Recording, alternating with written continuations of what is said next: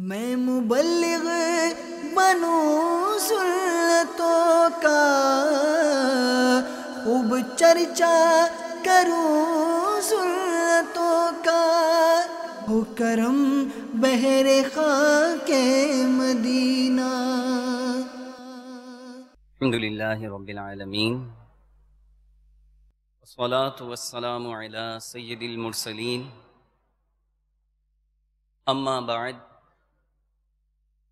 فاعوذ باللہ من الشیطان الرجیم، بسم اللہ الرحمن الرحیم۔ الصلاة والسلام علیک یا رسول اللہ وعلی آلک واصحابک یا حبیب اللہ۔ الصلاة والسلام علیک یا نبی اللہ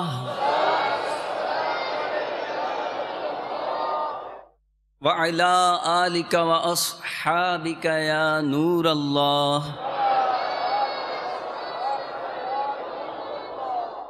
مدینہ کے سلطان رحمت عالمیان صلی اللہ تعالی علیہ وآلہ وسلم کا فرمان عظمت نشان ہے، جسے کوئی مشکل پیش آئے، جسے کوئی مشکل پیش آئے اسے مجھ پر کثرت سے درود پڑھنا چاہیے۔ کیونکہ مجھ پر درود پاک پڑھنا مصیبتوں اور بلاؤں کو ٹالنے والا ہے۔ جبھی تو کسی شاعر نے کہا ہے نا، مشکل جو سر پہ آ پڑی تیرے ہی نام سے ٹلی، مشکل جو سر پہ آ پڑی تیرے ہی نام سے ٹلی، مشکل کشا ہے تیرا نام، مشکل کشا ہے تیرا نام، تم پر درود اور سلام پڑھیے، صلی علی نبینا، صلی علی محمد پڑھیے، صلی علی شفیعنا، صلی علی محمد۔ اور ویسے بھی جب کوئی مشکل کا وقت آتا ہے نا تو اپنا پیارا ہی یاد آتا ہے، تو ہمارے لیے سب سے پیارا کون؟ ہمارے آقا۔ بادس خدا بزرگ توئی قصہ مختصر، تو اپنے آقا کو یاد کرنا چاہیے، اپنے مولا کو یاد کرنا چاہیے۔ جو نہ بھولا ہم غریبوں کو رضا، یاد اس کی اپنی عادت کیجئے، اپنی عادت میں شامل کر لیجئے کہ جب بھی تکلیف کا وقت آئے، مشکل کا وقت آئے، اپنے آقا کو یاد کیجئے، کیونکہ اعلیٰ حضرت فرماتے ہیں، فریاد امتی جو کرے حال زار میں، تکلیف کے وقت میں، مشکل کے وقت میں جو کوئی امتی اپنے آقا کو یاد کرتا ہے تو کیا ہوتا ہے؟ فریاد امتی جو کرے حال زار میں، ارے ممکن نہیں کہ خیر بشر کو خبر نہ ہو، ممکن نہیں کہ خیر بشر کو خبر نہ ہو، ان کو خبر نہ ہو۔ صلو علی الحبیب علی محمد۔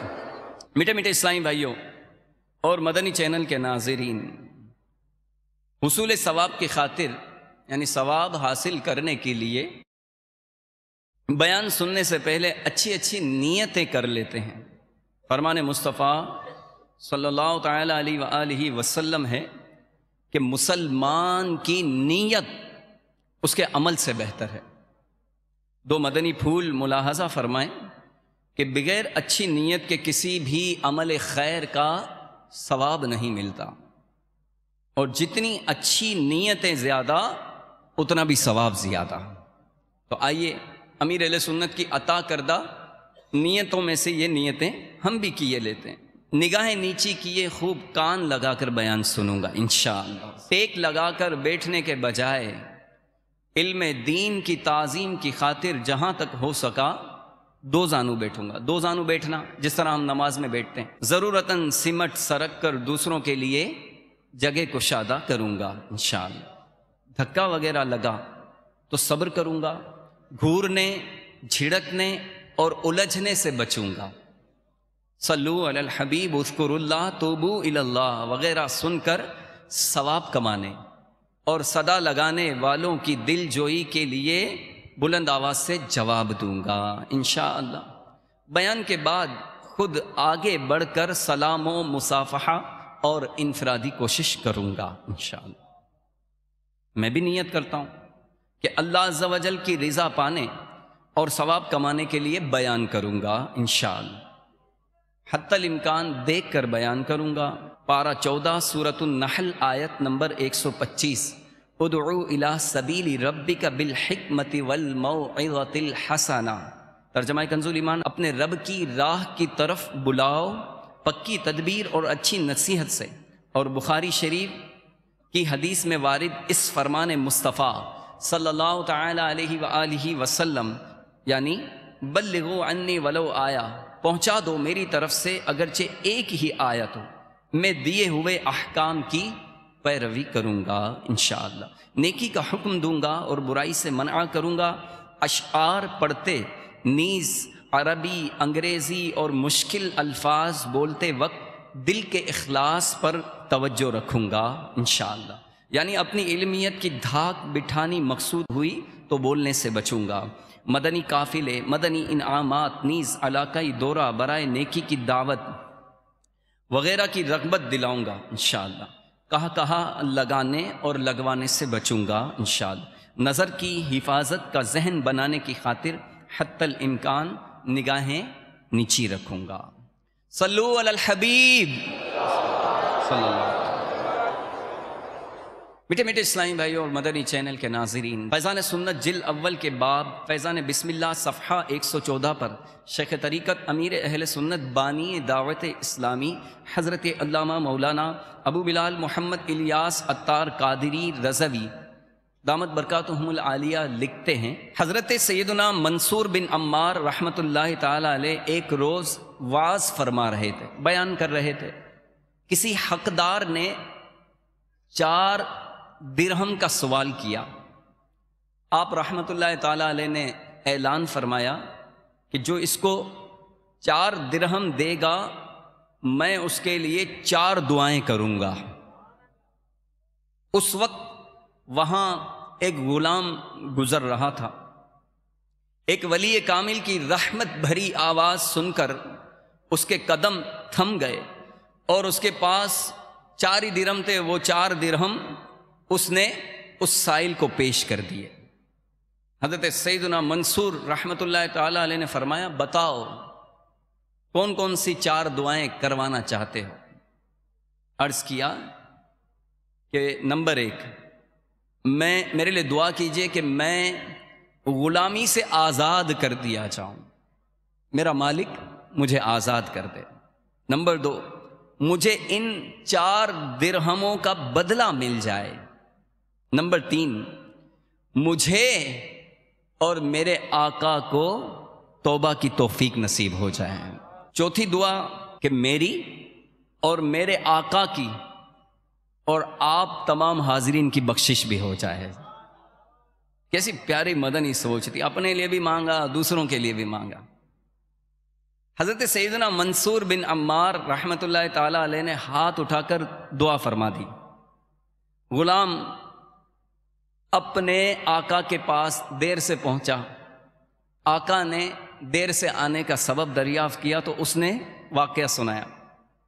آقا نے پوچھا کہ پہلی دعا کون سی تھی؟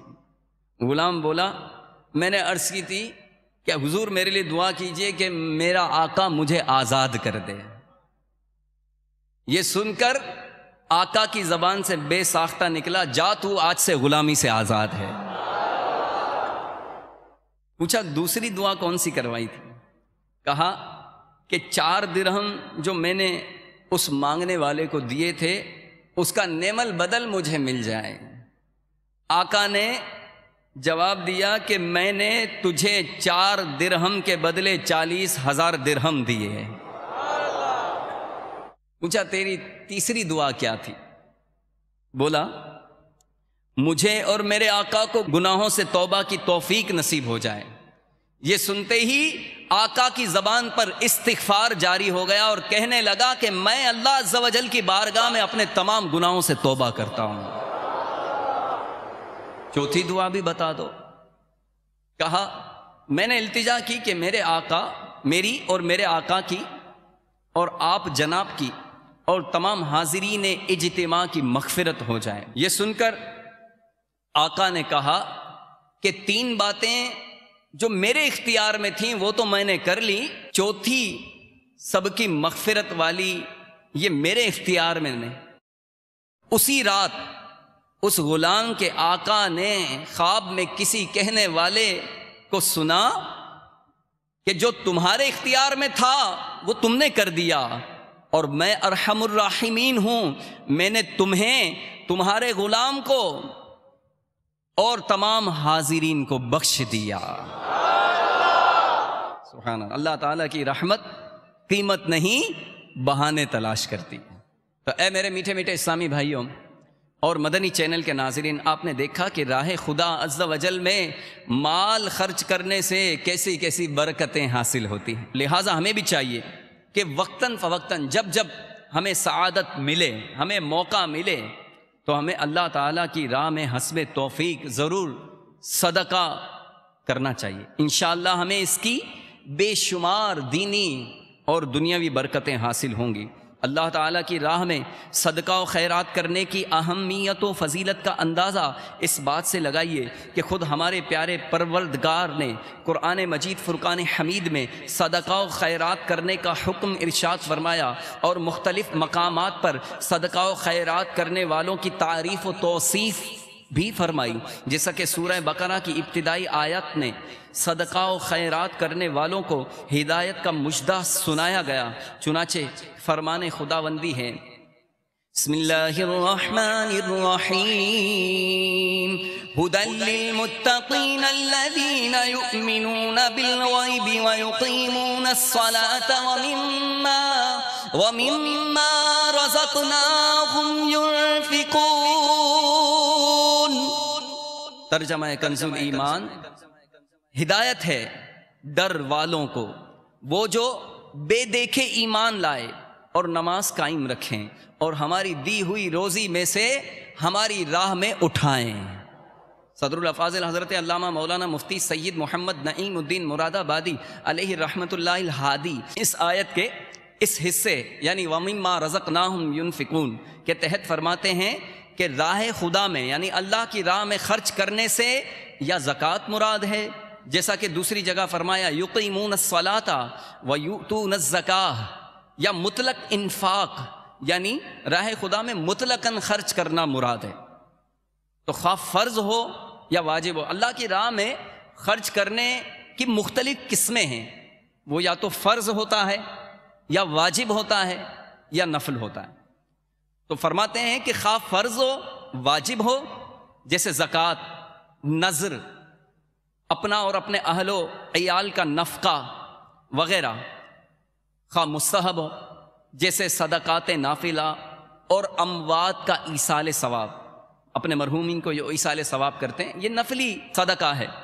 اچھا، اس میں مزید مسئلہ بھی ہمیں اس آیت کے تحت سیکھنے کو مل رہا ہے۔ فرماتے ہیں کہ 11ویں فاتحہ، تیجا، 40واں بھی اس میں داخل ہے کہ وہ سب صدقات نافلہ ہیں۔ صلو علی الحبیب۔ تو اے میرے میٹھے میٹھے اسلامی بھائیو، واقعی بہت خوش نصیب ہیں وہ مسلمان جو اپنے مال کے حقوق واجبہ ادا کرتے ہیں، خوش دلی کے ساتھ بر وقت زکوٰۃ فطرہ ادا کرتے ہیں، اپنے ماں باپ، بہن بھائی اور اولاد پر خرچ کرتے ہیں۔ یہ بہت خوش نصیب ہیں، اپنے عزیز و اقربا کی موت پر ان کے ایصال ثواب کے لیے تیجا، 10واں، 40واں، برسی وغیرہ کر کے مساکین کو کھانا کھلاتے ہیں، نیک نیتی سے شفا خانے بنواتے ہیں۔ کتنے خوش نصیب ہیں وہ۔ اور کتنے خوش نصیب ہیں وہ جو حقوق عامہ کا لحاظ رکھتے ہوئے اخلاص کے ساتھ قرآن خوانی، اجتماع ذکر و نعت اور سنتوں بھرے اجتماعات کے انعقاد پر خرچ کرتے ہیں۔ کتنے خوش نصیب ہیں وہ کہ جو مساجد و مدارس و جامعات وغیرہ کی تعمیر و ترقی اور روزمرہ کے اخراجات میں حصہ لیتے ہیں۔ کتنے خوش نصیب ہیں وہ مسلمان کہ جو دینی طلباء و طالبات پر اپنا مال خرچ کرتے ہیں۔ اللہ عز و جل انہیں اپنے فضل سے دگنا بلکہ اس سے بھی زیادہ عطا فرمائے گا۔ قرآن پاک کی آیت ہے، ترجمہ کنز الایمان، ان کی کہاوت یعنی ان کی مثال کہ جو اپنے مال اللہ کی راہ میں خرچ کرتے ہیں اس دانے کی طرح کہ جس نے اگائیں 7 بالیاں، ہر بال میں 100 دانے، اور اللہ عز و جل اس سے بھی زیادہ بڑھائے جس کے لیے چاہے۔ اور اللہ عز و جل وسعت والا اور علم والا ہے۔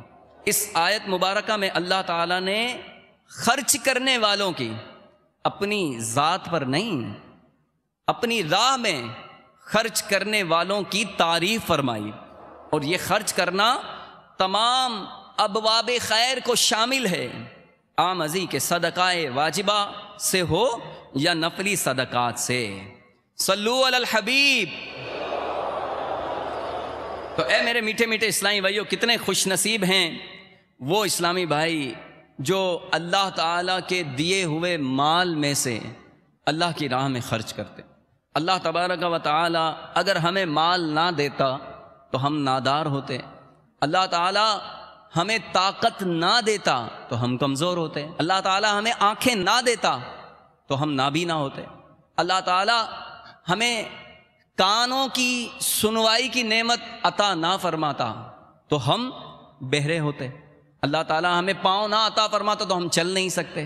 تو اے میرے میٹھے میٹھے اسلامی بھائیوں، یہ ساری نعمتیں، یہ ساری عظمتیں، ساری عزتیں، ساری برکتیں، سارا مال، ساری طاقت، یہ جان، یہ سب اسی کی ہیں۔ تو اسی کی راہ میں خرچ کرتے ہیں تو اس کی کیسی کیسی برکتیں ملتی ہیں۔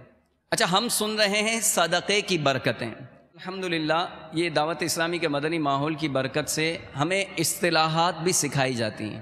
الحمدللہ جو مدنی مذاکروں میں شرکت کرتے ہیں، مدنی مذاکرے دیکھتے سنتے ہیں، وہ بخوبی جانتے ہیں کہ امیر اہل سنت ان کی تعریفات بھی بیان فرماتے ہیں اور ان کے تلفظ بھی بیان کرتے ہیں۔ تو اکثر صدقے کو صدقہ کہا جاتا ہے، لوگوں کو اس کا تلفظ درست معلوم نہیں ہوتا، معلوم ہوتا ہے تو زبان پر جاری نہیں ہوتا۔ یاد رکھیے، صدقہ اور صدقہ ان دونوں میں فرق ہے۔ صدقہ کہتے ہیں واسطے کو، وسیلے کو، جیسے شعر ہے نا، صدقہ پیارے کی حیا کا کہ نہ لے مجھ سے حساب، بخش بے پوچھے لجائے کو لجانا کیا ہے۔ تو یہاں صدقہ ہے، دال پر جزم ہے، دال ساکن ہے۔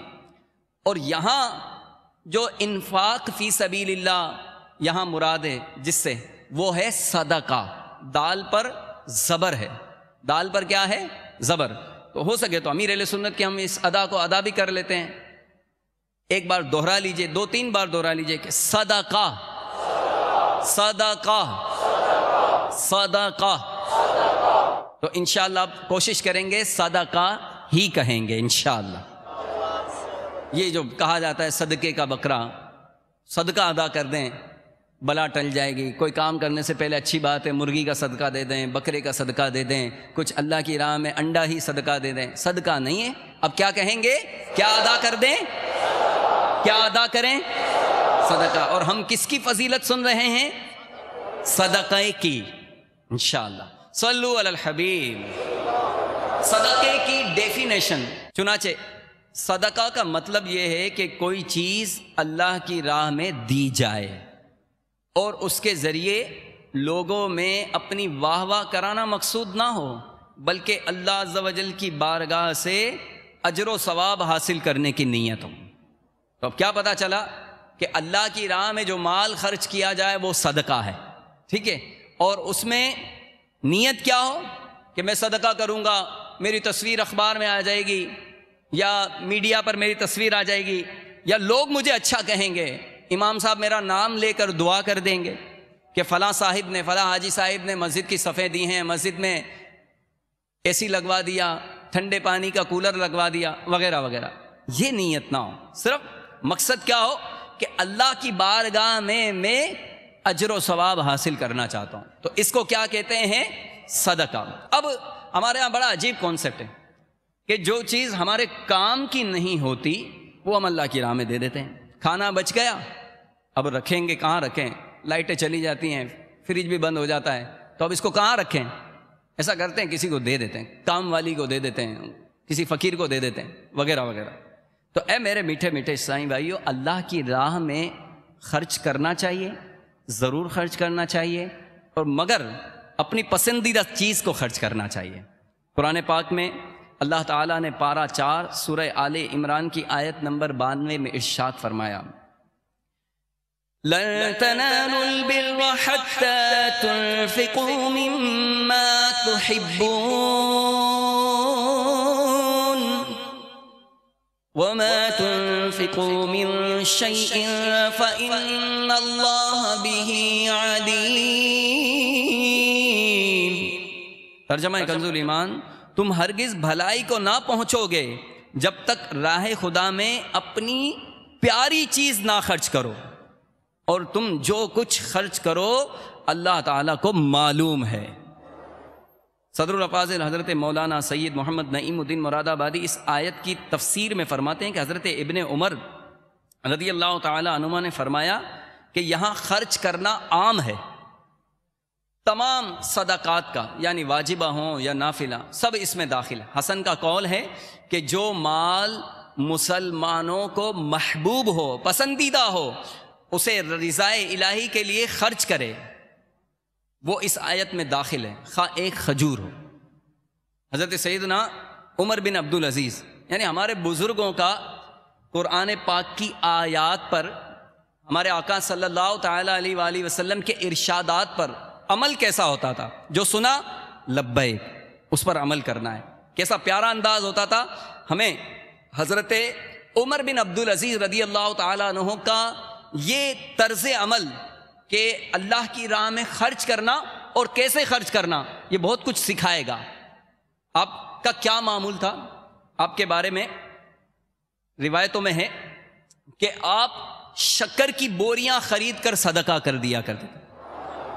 ظاہر ہے آپ اتنی رقم بھی اللہ کی راہ میں خرچ کر سکتے تھے، لیکن آپ ظاہر صدقہ کرنے کے لیے، اللہ کی راہ میں خرچ کرنے کے لیے پہلے شکر کی بوریاں خریدتے تھے، پھر اسے تقسیم کرتے تھے۔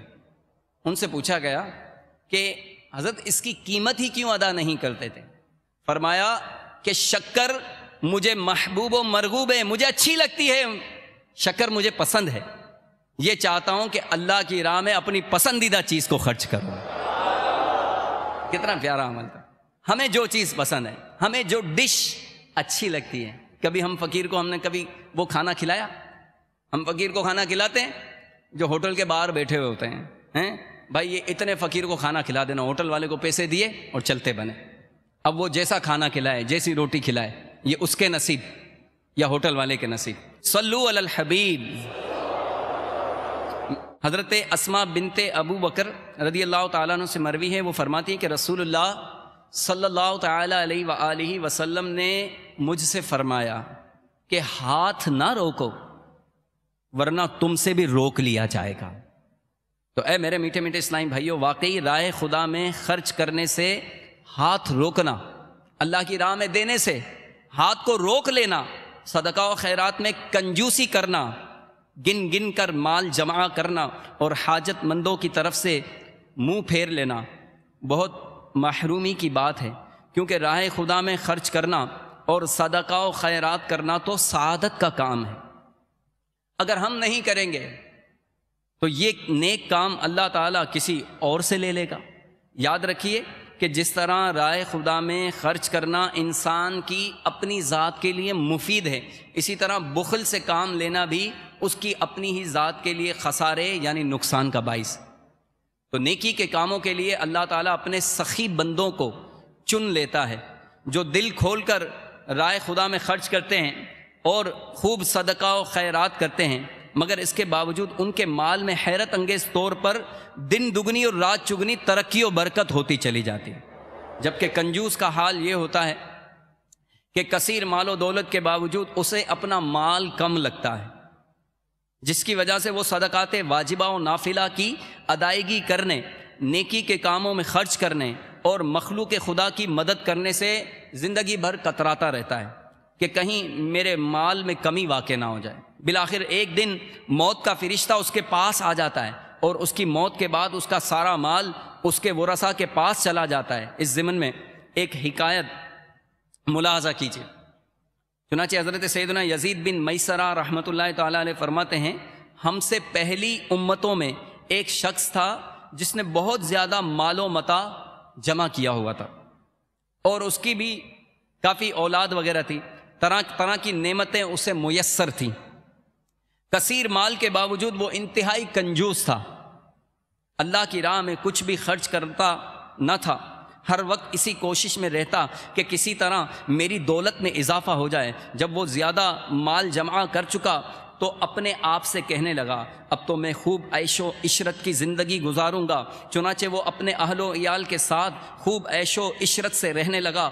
بہت سے خدام ہر وقت ہاتھ باندھے اس کے حکم کے منتظر رہتے، الغرض وہ ان دنیاوی آسائشوں میں ایسا مگن ہوا کہ اپنی موت کو بالکل بھول گیا۔ ایک دن ملک الموت علیہ السلام ایک فقیر کے لباس میں اس کے گھر پر آئے اور دروازہ کھٹکھٹایا۔ غلام فوراً دروازے کی طرف دوڑا، جیسے ہی دروازہ کھولا تو سامنے ایک فقیر کو پایا۔ اس سے پوچھا کہ تو یہاں کس لیے آیا ہے؟ ملک الموت علیہ السلام نے جواب دیا، جاؤ اپنے مالک کو باہر بھیجو، مجھے اسی سے کام ہے۔ خادموں نے جھوٹ بولتے ہوئے کہا، وہ تو تیرے ہی جیسے کسی فقیر کی مدد کرنے کے لیے باہر گئے۔ حضرت سیدنا ملک الموت علیہ السلام نے کچھ دیر بعد دوبارہ دروازہ کھٹکھٹایا۔ غلام باہر آئے تو ان سے کہا کہ جاؤ اور اپنے آقا سے کہو کہ میں ملک الموت ہوں۔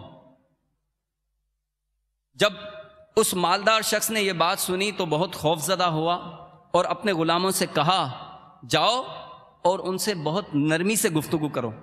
خدام باہر آئے اور حضرت سیدنا ملک الموت سے کہنے لگے، آپ ہمارے آقا کے بدلے کسی اور کی روح قبض کر لیں اور اسے چھوڑ دیں، اللہ آپ کو برکتیں عطا فرمائے۔ حضرت سیدنا ملک الموت علیہ السلام نے فرمایا، ایسا ہرگز نہیں ہو سکتا۔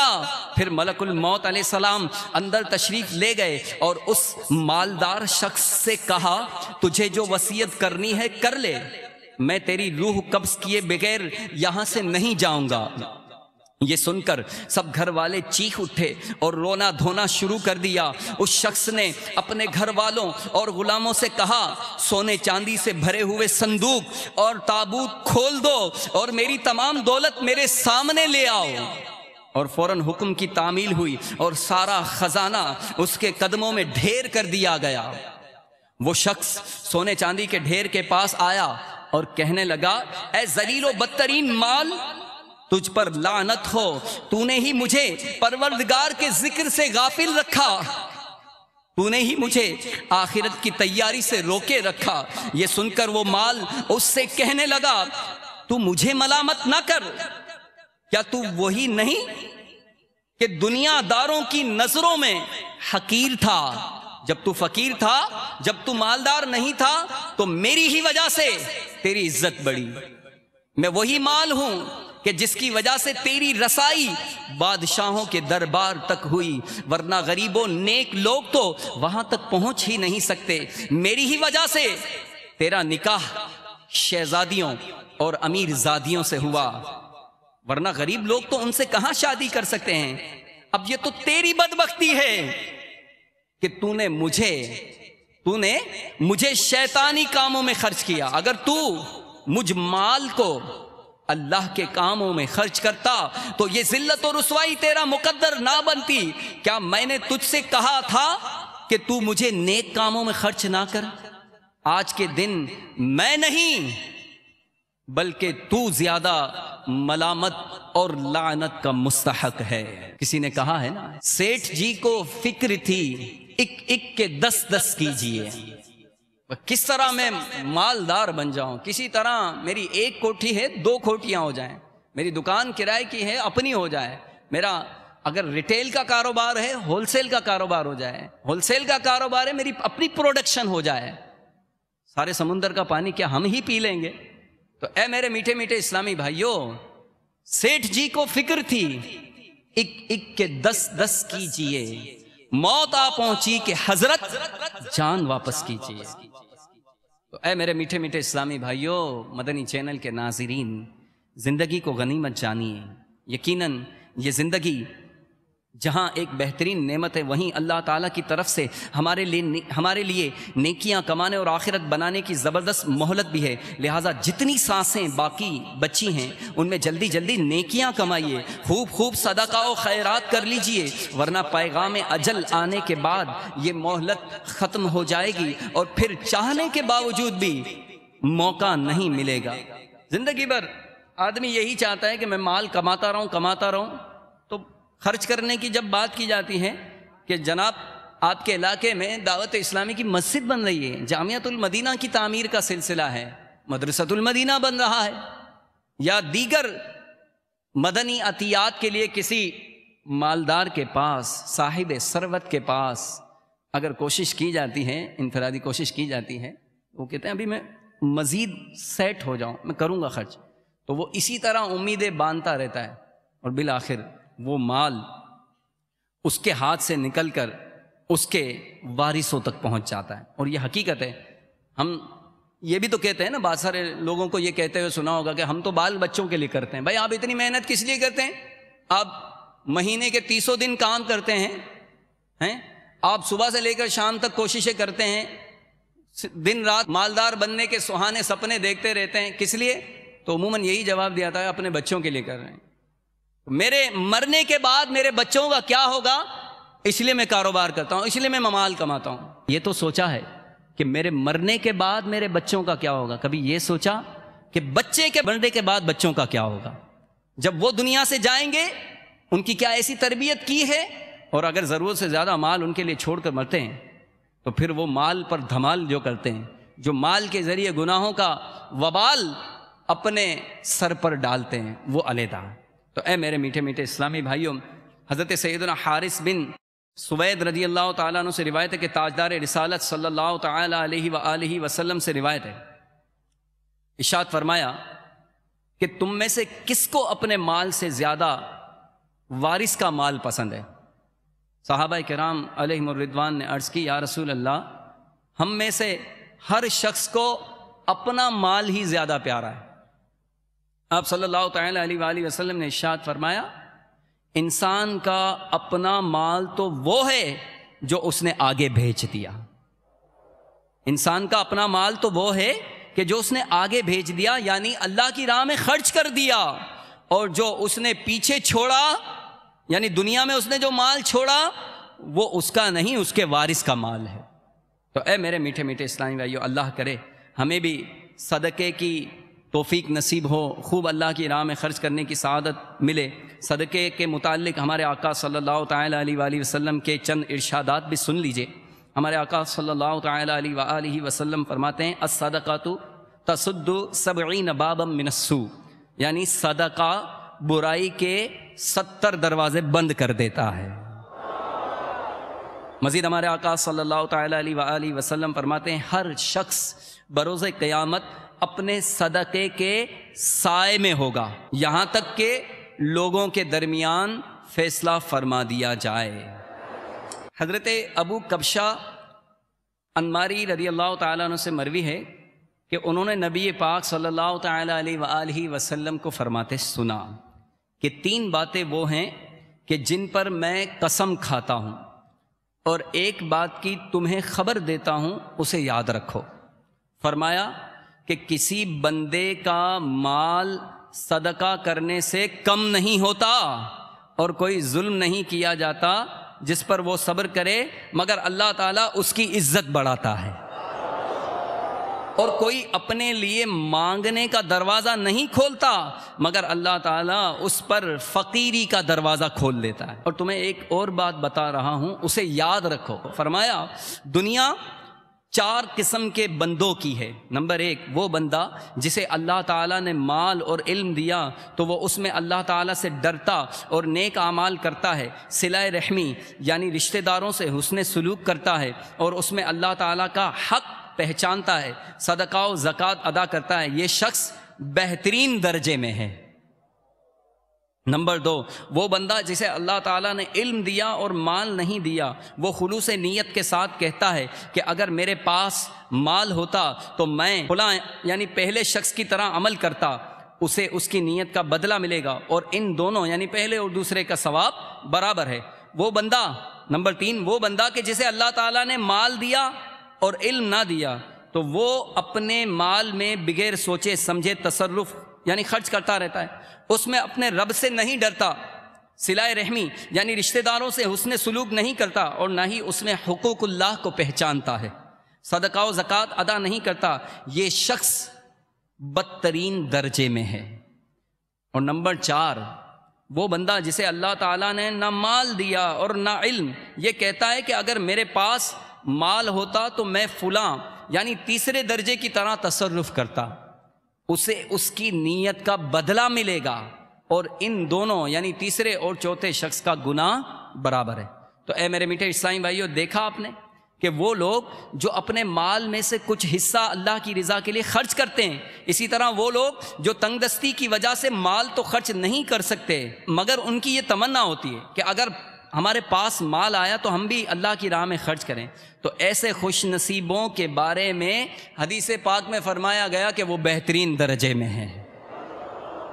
تو ایک کاش ہم بھی ان خوش نصیبوں میں شامل ہو جائیں اور اپنے بزرگوں کی طرح، ہمارے صحابہ کرام کی طرح، ہمارے آقا کی طرح اللہ کی راہ میں خرچ کرتے رہیں۔ ایک واقعہ سماعت فرمائیں کہ ایک شخص خراسان سے بصرہ آیا اور اس نے مشہور ولی اللہ حضرت سیدنا حبیب عجمی رحمۃ اللہ تعالیٰ علیہ کے پاس 10,000 درہم بطور امانت رکھوائے اور کہا کہ آپ میرے لیے بصرہ میں ایک گھر خرید لیں، جب میں مکے سے واپس آؤں گا تو اس گھر میں رہوں گا۔ یہ کہہ کر وہ مکہ شریف چلا گیا۔ اب اسی دوران بصرہ میں لوگوں کو آٹے کی مہنگائی کا سامنا کرنا پڑا۔ حضرت حبیب عجمی نے کیا کیا؟ جو آپ کے پاس 10,000 درہم وہ شخص رکھوا کر گیا تھا، آپ نے ان 10,000 درہموں کا آٹا خریدا اور سب غریبوں میں صدقہ کر دیا۔ ان سے کہا گیا کہ اس شخص نے آپ سے گھر خریدنے کے لیے کہا تھا اور آپ نے صدقہ کر دیا۔ فرمایا میں نے اس کے لیے جنت میں گھر لے لیا ہے، اگر وہ اس پر راضی ہوگا تو ٹھیک، ورنہ میں اسے 10,000 درہم واپس دے دوں گا۔ اب وہ شخص واپس آتا ہے اور پوچھتا ہے کہ اے ابو محمد، یہ آپ کی کنیت تھی، کیا آپ نے میرے لیے گھر خرید لیا؟ جواب دیا ہاں، گھر تو خرید لیا، محلات، نہروں اور درختوں کے ساتھ گھر خریدا۔ تو وہ شخص بہت خوش ہوا اور کہنے لگا کہ میں اس گھر میں رہنا چاہتا ہوں۔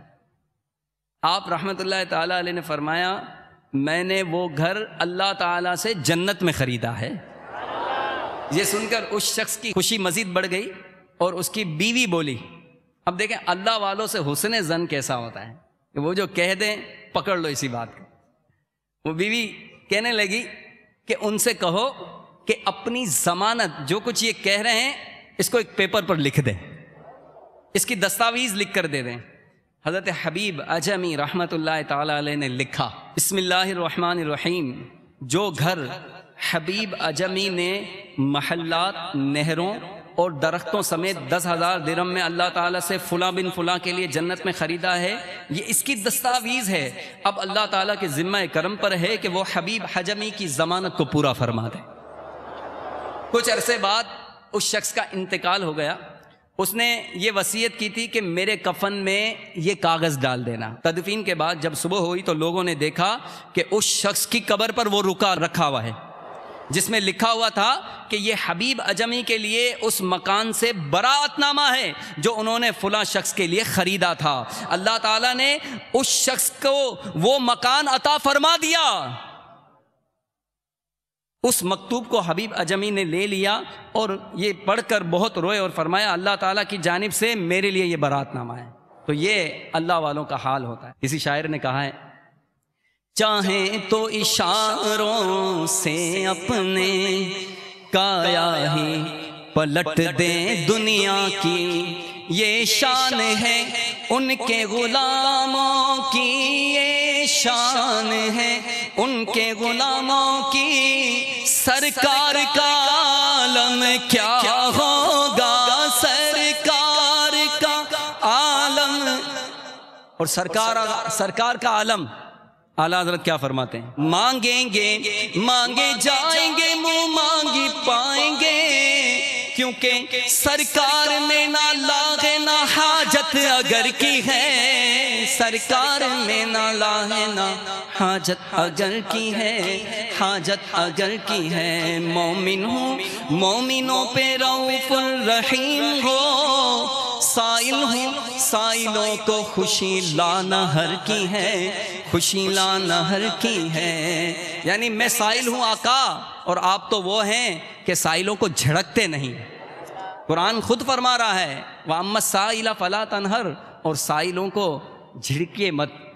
تو سرکار صلی اللہ تعالیٰ علیہ وآلہ وسلم کی شان تو یہ کہ جو بھی کوئی آ جائے اسے عطا فرما دیتے ہیں، اور ہم ہیں یا ہمارے پاس کوئی آئے تو ہم اسے ٹال دیتے ہیں۔ تو اے میرے میٹھے میٹھے اسلامی بھائیو، راہ خدا عز و جل میں خرچ کرنے کے متعلق کچھ روایات، کچھ آیات، حکایات آپ کے گوش گزار کیے، تو اللہ کرے دل میں اتر جائے میری بات، مجھے بھی اللہ کی راہ میں خرچ کرنے کی سعادت نصیب ہو اور آپ کو بھی نصیب ہو۔ اللہ تعالیٰ سے دعا ہے کہ ہمیں مال اپنی راہ میں خوب خرچ کرنے کی توفیق عطا فرمائے، آمین بجاہ النبی الامین صلی اللہ تعالیٰ علیہ وسلم۔ میں مبلغ بنوں سنتوں کا، خوب چرچا کروں سنتوں کا، ہو کرم بہر خاک مدینہ۔